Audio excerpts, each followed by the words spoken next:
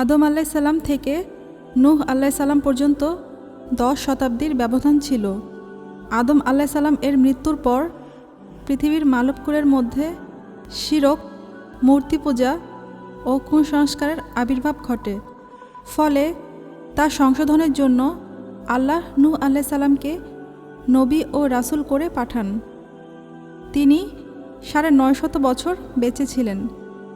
তিনি সারা জীবন পথভোলা মানুষকে পথে আনার জন্য ইসলামের দাওয়াতের কাজ করে যান। কিন্তু তার কওম মানে তার জাতি তাকে প্রত্যাখ্যান করে। ফলে আল্লাহর গজবে তারা নিশ্চিহ্ন হয়ে যায়।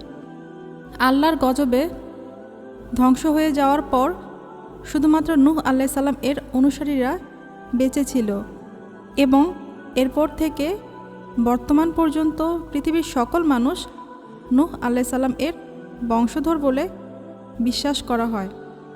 তাই নূহ আলাইসাল্লামকে মানবজাতির দ্বিতীয় পিতা বলা হয়। তিনি আল্লাহর পাঠানো প্রথম নবী ও রাসূল ছিলেন। নূহ আলাইসাল্লামের 4 জন পুত্র ছিল: পুত্র শাম, পুত্র হাম, পুত্র ইয়াফিস ও পুত্র ইয়াম বা কেনান। কিন্তু শেষ পুত্র কেনান কাফির হয়ে প্লাবনে ডুবে মারা যায়। নূহ আলাইসাল্লাম এর ইসলামের দাওয়াতে হাতে গোনা মাত্র কয়েকজন ঈমানদার ব্যক্তি সাড়া দেন এবং তারাই প্লাবনের সময় নূহ আলাইসাল্লামের নৌকায় উঠে নাজাত পান।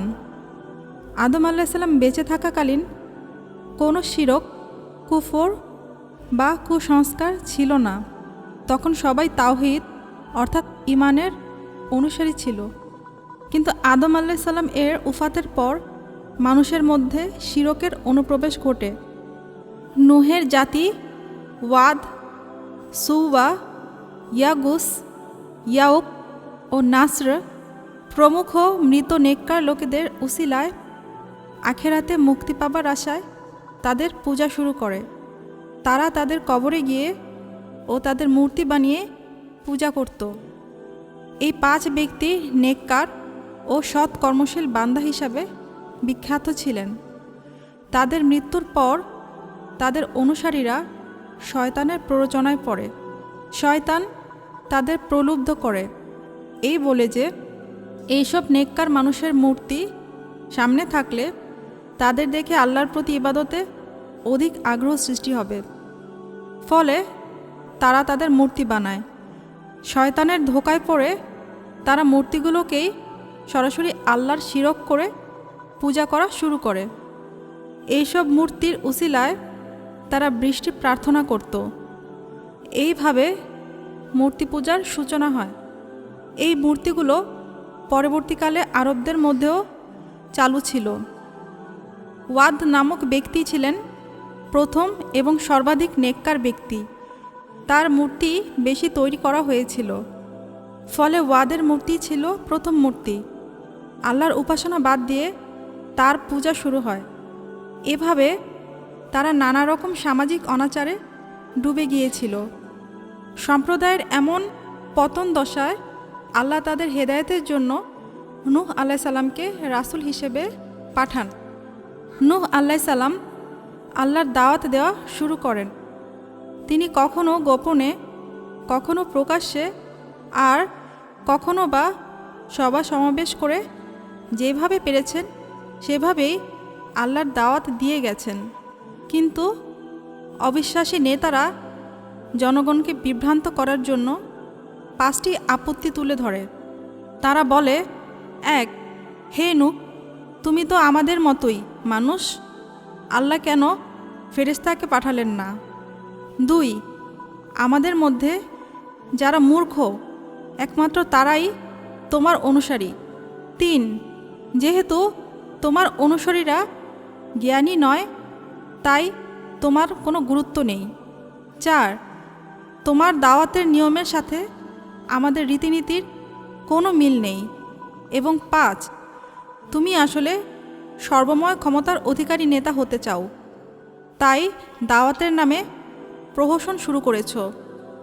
এইভাবে নূহ আলাইসাল্লামকে রাজনৈতিক ক্ষমতালোভী বলে আখ্যায়িত করা হয়। আর পরবর্তীতে মুহাম্মদ সাল্লাল্লাহু আলাইহি সাল্লামকেও এইসব আপত্তির সম্মুখীন হতে হয়েছে। নূহ আলাইহিস সালাম 950 বছর বেঁচে ছিলেন। তিনি শতাব্দীর পর শতাব্দী মানুষকে এই আশায় দাওয়াত দিয়ে যাচ্ছিলেন যে তারা ঈমান আনবে, কিন্তু শতাব্দীর পর শতাব্দী অক্লান্তভাবে দাওয়াত দেওয়া সত্ত্বেও তারা ঈমান আনেনি। এই সময় নূহ আলাইহিস সালাম এর জাতি সারা পৃথিবীতে শৌর্য বীর্যে অপ্রতিদ্বন্দ্বী ছিল। তারা সর্বস্তরে অসামান্য দক্ষতা অর্জন করেছিল। তারা অহংকার ও আত্মসন্তুষ্টিতে দিক বিদিক জ্ঞান হারিয়ে ফেলেছিল। নূহ আলাইহিস সালাম এর দাওয়াতকে তারা তাচ্ছিল্য করে। একসময় তার জাতির লোকেরা তাকে নানা রকম নির্যাতন শুরু করে, তবুও তিনি দাওয়াত দেওয়ার কাজ থেকে মুখ ফিরিয়ে নেননি।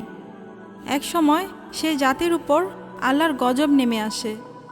জিবরাইল আলাইহিস সালামের মাধ্যমে নূহ আলাইহিস সালামের কাছে আল্লাহর আদেশ আসে যে একটি বিশেষ নৌকা তৈরি করার।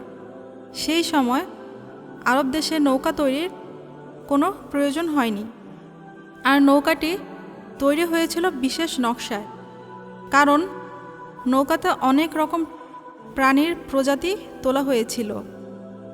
তখন যারাই নূহ আলাইহিস সালাম এর নৌকার পাশ দিয়ে যাতায়াত করত তারাই তাকে বিদ্রূপ ও তাচ্ছিল্য করত।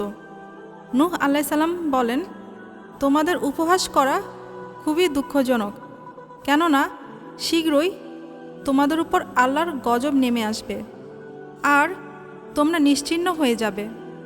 আল্লাহর নির্দেশে নূহ আলাইহিস সালাম সব রকম প্রাণীর জোড়া এবং যারা তার উপর ঈমান এনেছে তাদেরকে নৌকায় তুলে নিলেন।